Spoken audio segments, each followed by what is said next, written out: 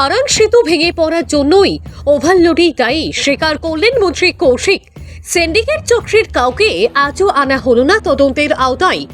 হারাং সেতু ভেঙে পড়ার জন্য ওভারলোড সিন্ডিকেটকেই দায়ী, যা প্রত্যঙ্গরে স্বীকার করলেন আসাম সরকার। সংস্কার চলমান গেমন সেতুর কাজের অগ্রগতি খতিয়ে দেখতে এলে সংবাদ মাধ্যমের এক প্রশ্নের উত্তরে আসাম সরকারের বরাক ডেভেলপমেন্ট বিভাগের মন্ত্রী কৌশিক রায় জানান, সেতু ভেঙে পড়ার খবর পেয়ে ঘটনাস্থলে গিয়ে সেতুর উপর যে দুটো ট্রাক প্রত্যক্ষ করা গেছে এগুলোতে ছিল ওভারলোড। এতে বোঝা যায় ওভারলোড একটা বড় বিষয়। তবে ঘটনা পর্ব নিয়ে ম্যাজিস্ট্রেট পর্যায়ে তদন্তের নির্দেশ দিয়েছেন জেলা শাসক। তদন্ত অব্যাহত। তদন্ত রিপোর্ট এলেই ব্যাপারটা পরিষ্কার হবে যে পরিবহন বিভাগ, পুলিশ না ওভারলোড নাকি সেতু সংস্কারে খামতির জন্য এই ঘটনা ঘটেছে।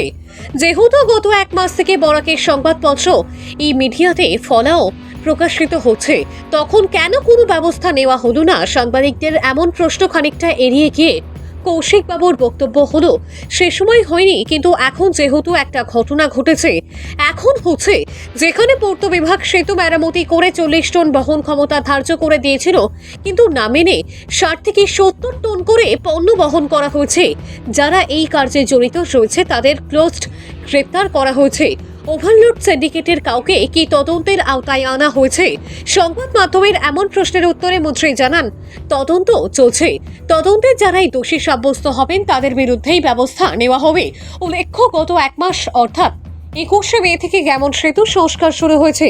বিকল্প সড়ক হিসাবে কালাইন শিলচর রোড ও কাঠিগোড়া ফেরি পরিষেবাকে বেছে নেওয়া হয়েছিল। সেই থেকেই জনদুর্ভোগের শুরু, যা আজও অব্যাহত। এরই মধ্যে ওভারলোড সিন্ডিকেটের অর্থ পিপাসু মনোভাবের ফলে ভেঙে পড়ে শিলচর কালীন সড়কের ভাঙালপাড়ের হারাং সেতু। ফলে যাত্রী দুর্ভোগ মাত্রা ছাড়িয়েছে। শহর শিলচরের সাথে যোগাযোগ প্রায় বিচ্ছিন্ন, কারণ টিআরকে সড়কের হালও পুরোপুরি বেহাল। কাঠিগোড়া ফেরি পরিষেবার উপরেই নির্ভর যোগাযোগ ব্যবস্থা। এক একটি নৌকায় কম করে 60 থেকে 70 জন যাত্রী ওঠে পাড়ি দিচ্ছেন বরাক। কখন জানি যাত্রী সমেত নৌকা তলিয়ে গিয়ে প্রাণহানির মতো দুর্ঘটনা ঘটে, সেই আশঙ্কা অমূলক নয়। এদিকে ভাঙালপাড়ের হারাং নদীতে এখন বাঁশের সাঁকোই ভরসা। রোজে থেকে সেতু তৈরির সামগ্রী এলে তবেই শুরু হবে সেতুর কাজ। আপাতত বিচ্ছিন্নই যোগাযোগ ব্যবস্থা।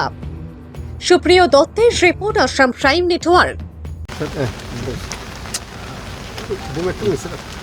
আজকে এনএইচডিসিএল কর্তৃপক্ষকে নিয়ে আমরা এই যে গেমন সেতুর যে কাজ চলছে সেই গেমন সেতুর কাজ দেখার জন্য এখানে এসেছিলাম। আপনারা জানেন যে গত 21 মে থেকে এটার কাজ আরম্ভ হয়েছে। আজকে প্রায় এক মাস সম্পূর্ণ হয়েছে। তারাও প্রায় 50% 50%-এর মতো কাজ তারা সম্পূর্ণ করেছে এবং আমরা আশা করছি যে সময় আছে আমাদের আগামী এক মাস 20 জুলাইয়ের মধ্যে তাদের যে কাজ সেই কাজ তারা সম্পূর্ণ করতে পারবেন। কিছু কিছু এই ব্রিজের কাজ চলাকালীন অল্টারনেটিভ রাস্তা যেটা ছিল, এখানে একটা আপনারা জানেন যে হারাং নদীর উপর একটা সেতু ভেঙে গিয়েছে, সেটারও যে পুনর্নির্মাণের কাজ, মানে বেইলি ব্রিজের নির্মাণের কাজও আরম্ভ করার জন্য যে প্রয়োজনীয় সামগ্রী, সেই সামগ্রী রাঁচি থেকে রওনা হয়েছে গতকালকে। 4-5 দিনের মধ্যে এসে পৌঁছবে এবং সঙ্গে সঙ্গে এই ব্রিজের যে ডিসমেন্টেলিং, যে ব্রিজটা ভেঙেছে সেটা সেখান থেকে সরানোর যে কাজ, সেই কাজটাও আজকের থেকে যাতে শুরু করা যায় সে বিষয় নিয়ে আমরা এনএইচডিসিএল এবং পিডব্লিউডি বিভাগের সঙ্গে আলাপ আলোচনা। হারাং সম্পর্কে আপনি যেহেতু উল্লেখ করেছেন, হারাং সেতুটা সবাই বলছে বা প্রতিজনের কাছে যে অতিরিক্ত ওভারলোডের জন্য, এটার সম্পর্কে আপনার?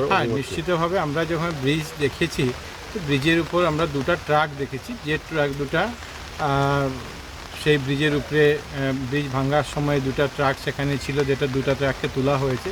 নিশ্চিতভাবে সেটা ওভারওয়েট একটা বড় বিষয়, যে ওভারওয়েটের জন্য এটা হয়েছে। কিন্তু টোটাল জিনিসটা যাতে একটা ম্যাজিস্ট্রেট পর্যায়ে দেখা যায়, সেটার জন্য যে ইঞ্জিনিয়ারিং ফেলিয়ারিং ছিল, পুলিশের গাফলতি ছিল, ওভারওয়েটিংয়ের ছিল, আমার ট্রান্সপোর্ট ডিপার্টমেন্টের গাফলতি কী আছে, সে পুরো বিষয়টা যাতে দেখা যায়, এটার জন্য একটা ম্যাজিস্ট্রেট পর্যায়ে তদন্ত ইতিমধ্যে ঘোষণা করা হয়েছে। 6-7 দিনের মধ্যে সেই রিপোর্ট আমাদের কাছে আসে পড়বে। কিন্তু ইতিমধ্যে গত পরশুদিন যখন জেলা আয়ুক্তের কার্যালয়ে যখন সভা হয়েছে, সেই সভাতে ওভারলোডিং থেকে শুরু করে প্রত্যেকটা বিষয় পুলিশ এবং এনফোর্সমেন্টকে দেখার জন্য দেওয়া হয়েছে এবং ব্যবস্থা গ্রহণ করারও নির্দেশ দেওয়া হয়েছে। ওভারলোডিংয়ের যে বিষয়টা, এটা গত প্রায় 1 মাস থেকে কন্টিনিউ বরাকের প্রতিটা পত্রিকায় ফলো করে বলা হয়েছে, সেই সময় কেন কোনো ব্যবস্থা গ্রহণ করা হয়নি? দেখুন, ব্যবস্থা গ্রহণ করার ব্যবস্থার জন্য বলা হয়েছে কিন্তু হয়নি, কিন্তু একটা ঘটনা ঘটার পরে সবের সেই প্রত্যেকটা জিনিস চোখের সামনে এসেছে এবং এই জন্য আমরা জানি যে সেখানে 40 টনের একটা ম্যাক্সিমাম লিমিট দেওয়া হয়েছিল, কিন্তু 40 টনকে ওভারলুক করে সেখানে 70 টন 60 টন এরকম গাড়ি সেখানে পেরিয়ে গেছে। সঙ্গে সঙ্গে যারা পুলিশের সেই জায়গায় দায়িত্বে ছিলেন, যাদের উপরে নজরদারির দায়িত্ব ছিল, তাদেরকেও সাসপেন্ড করা হয়েছে। কিন্তু প্রাথমিকভাবে একদিকে তদন্ত, কিন্তু সঙ্গে সঙ্গে মানুষের যাতে অসুবিধা না হয় জিনিসপত্রে, বিশেষ করে আজকের দিনে এই রাস্তা দিয়ে মেঘালয়ের শাকসবজি ইত্যাদি বিভিন্ন জিনিস আসে, সেগুলির যাতে মূল্য বৃদ্ধি না হয় সেই জিনিসগুলো আমরা এতদিন যে আর সিন্ডিকেট চক্রের কাউকে কি পুলিশ তদন্তের আওতায় আনা হয়েছে? তদন্ত সম্পূর্ণ হবে আর তারপরে তদন্ততে যাদের যাদের ব্যাপারে রিকমেন্ডেশন থাকবে প্রত্যেকটা ব্যবস্থা যাতে গ্রহণ করা হয়। ইতিমধ্যে জেলা আয়ুক্তকে মাননীয় মুখ্যমন্ত্রী মহাশয় নির্দেশ দিয়েছেন যাতে আমরা প্রত্যেক ভবিষ্যতে যাতে শুধু এই ঘটনা নয়, ভবিষ্যতে যাতে এরকমের কোনো ঘটনা ওভারলোডিংয়ের জন্য, রাশ ড্রাইভিংয়ের জন্য বা যেই কোনো কারণে যাতে না ঘটে সেটার জন্য নির্দেশ দেওয়া এতদিন হয়েছে। যে কোনো নির্দেশ দেওয়া হইলো না বা তদন্ত হয়নি, এটা কি দায়ভার আসাম সরকার নেবে? দেখুন, প্রত্যেকটা সময়ে বিভিন্ন রকমের বিষয় থাকে। কোনো সময় ওভারলোডের জন্য হয়েছে, কোনো সময় কোনো জায়গাতে দুর্ঘটনার জন্য হয়েছে। আজকে জানি আমরা যে গেমন সেতু এই সংস্কারের কাজ চলছে, এই জন্য একটি রাস্তার উপরে সব কিছু লোড পড়েছে।